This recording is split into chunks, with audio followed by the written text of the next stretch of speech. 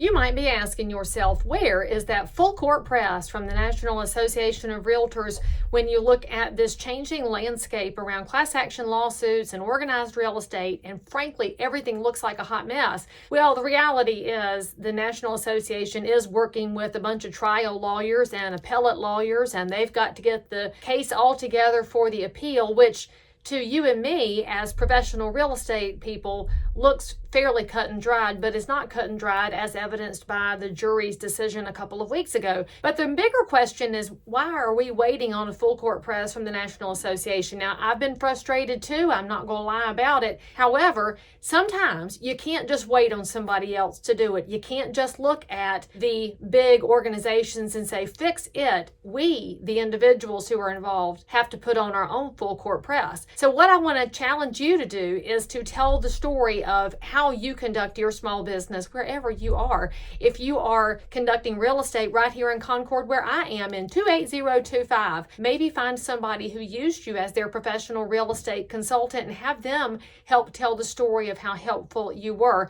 Maybe you want to tell about the situation that you've been in where you were representing someone against a for sale by owner and you had to basically carry two workloads for the compensation of one. There are so many things that the public doesn't know about because the stories have yet to be told. That is the full court press that needs to happen. Look, y'all, if your buyers and sellers in your neighborhood are paying any attention to the news, the reality is they're probably only looking at a headline because people just don't read the whole article anymore, and the truth is usually buried way down at the bottom in the last paragraph. Knowing that people aren't paying attention to the news, they're probably paying attention to you, and especially at this time of year when people are hanging out with their family, and frankly, they might rather scroll than have another conversation with Uncle Bob. And so why don't you be that person who provides that conversation and says, look, real estate looks different right here on the ground than it does in some class action courtroom out in Missouri, where frankly, you have a bunch of blood-sucking, money-grubbing class action lawyers that want to destroy the fifth largest piece of America's GDP by destroying the realtor. It's kind of crazy when you think about it.